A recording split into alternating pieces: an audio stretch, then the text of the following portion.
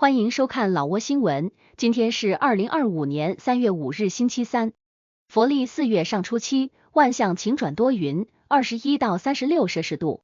今天的主要内容有：老挝外汇报价、股市收盘行情、黄金市场报价、万象燃油价格以及老挝时事要闻。首先来关注外汇。根据老挝外贸银行最新公布的今日外汇价格，美元的银行买入价为21369基普，较上一个交易日下跌32基普，跌幅0.15%。泰铢的银行买入价为627.46基普，较上一个交易日上涨1.51基普，涨幅0.24%。人民币的银行买入价为2906基普，较上一个交易日上涨7基普，涨幅0.24%。再来关注股市行情。根据老挝证券交易所最新收盘报告显示，昨日老交所综合指数收于1131.76点，较上一个交易日下跌18.81点，跌幅1.63%。开盘1150.57点，最高1152.99点，最低1124.48点。成交量128300股，成交金额2亿1256万6千基普。成交量最高的股票是外贸银行，收盘价1680基普，交易量11万9100股，其次是老挝电力和马哈腾。成交额最高的股票是外贸银行，收盘价1680基普，交易额1亿9709万基普，其次是老挝电力和浦西开发。接着关注黄金价格。根据老挝 PV 黄金最新公布的价格，重量为1株的黄金金条，每根售价是3042万基普，较上一次报价上涨6万基普，涨幅0.2%。然后关注今天的万象油价。今天万象市各加油站执行2月27日老挝工贸部公布的燃油价格，柴油每升19370基普，普通汽油每升23340基普，95号汽油每升29650基普。接下来一起关注时事要闻。1. 老挝与朝鲜副外长举行双边会晤。3月2日下午，在朝鲜首都平壤，老挝外交部副部长彭萨万希苏拉德与朝鲜外交部副部长朴尚吉举行了双边会晤。此次会晤中，朴尚吉对彭萨万希苏拉德及其代表团访问朝鲜表示热烈欢迎。他特别提到，此访有助于庆祝两国建交50周年。彭萨万希苏拉德则对朴尚吉及朝鲜相关部门的热情接待和周到安排表示衷心感谢。双方回顾并评估了过去合作关系，确定并一致同意未来两国外交部的合作方向。双方承诺继续密切协调，推动落实已签署文件的具体实施，并筹办活动庆祝两国历史性纪念日，为高层互访做准备，进一步巩固双边友好合作关系。此外，双方还就地区及国际热点问题交换了意见。2. 老挝工贸部长出席第31届东盟经济部长会议。老挝工贸部长马来通科马斯特率代表团于2月底在马来西亚柔佛州新山市参加第31届东盟经济部长会议。此次会议由马来西亚作为2025年东盟轮值主席国主办。会议通过了2024年遗留的2项经济工作计划，并批准了2025年9项经济工作计划。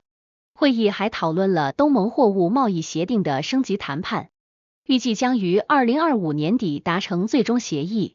此外，与会者就地区及全球经济发展、地缘政治紧张局势，特别是应对美国特朗普政府贸易及关税政策对东盟及全球的影响，以及东帝汶加入东盟的准备工作进行了讨论。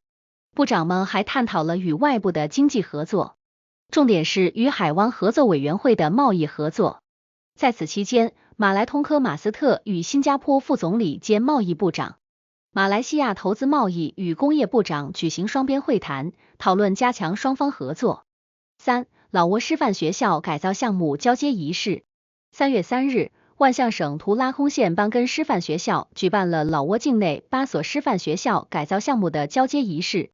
老挝教育与体育部长普西马拉翁、日本驻老挝大使小泉勉、日本国际协力机构驻老挝代表小林美野子以及众多受邀嘉宾教师和学生出席了仪式。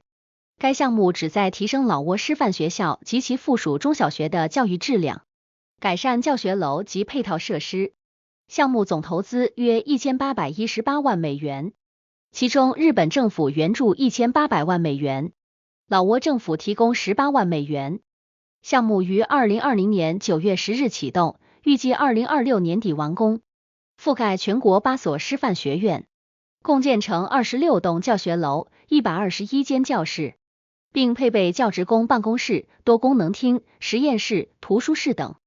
4. 老挝政府就新版个人所得税法草案征求意见。3月3日，老挝财政部税务司在万象召开会议，征求政府和私营部门对新版个人所得税法草案的意见。财政部副部长普翁吉达翁主持会议，来自相关政府部门、各省财政税务机关及相关企业代表参会。会议旨在确保税法的完整性和公平性，提高税收管理效率，促进国家财政稳定。与会者对税率调整、税收优惠政策等提出了多项建议，相关部门将进一步完善草案，以适应老挝经济发展需求。5. 万象市与圣彼得堡市加强多领域合作。3月3日，老挝万象市市长阿德萨彭西潘敦与俄罗斯圣彼得堡市市长亚历山大贝格洛夫在圣彼得堡市举行会晤，双方就进一步加强两市的合作关系进行了深入交流。老挝驻俄罗斯大使西潘敦欧亚布迪及双方高级代表也出席了会议，双方回顾了过去几年两市之间的合作成果，并探讨了未来的合作计划。双方特别强调在经济、社会、文化、旅游、教育、体育、科技等多个领域的合作潜力，旨在推动两市关系更加紧密。万象市市长表示，此次访问不仅加强了官方联系，还通过商品展览、投资洽谈、旅游推广等活动，进一步增进了两市人民之间的友谊。此外，双方还签署了合作备忘录，明确了未来在贸易、旅游、教育、文化等领域的合作方向。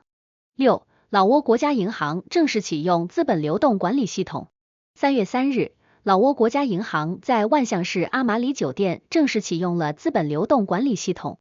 国家银行副行长、工贸部副部长、财政部副部长及相关部门代表出席了启动仪式。老挝国家银行外汇管理司副司长瓦塔纳萨努班在仪式上介绍了该系统的开发背景及其重要性。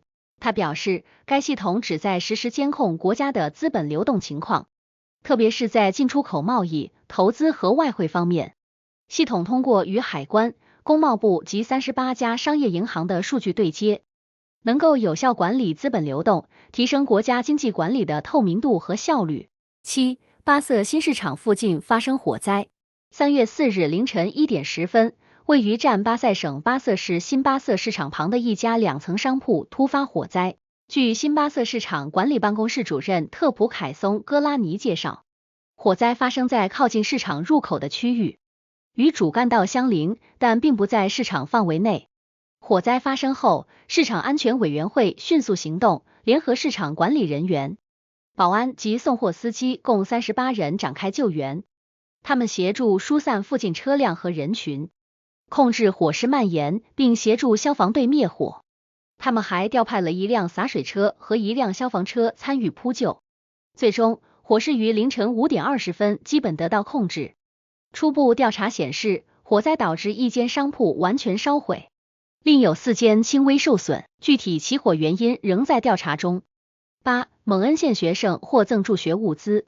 2月28日，沙耶武里省党委副书记兼省人民议会主席彭尼兰坎潘彭率工作组前往蒙恩县开展慰问活动，并向当地困难学生、少数民族学生以及成绩优秀的学生捐赠了10辆自行车。此次捐助覆盖7所学校，惠及5名女学生和5名男学生。以上就是今天的老挝新闻，记得点赞和订阅，我们明天见。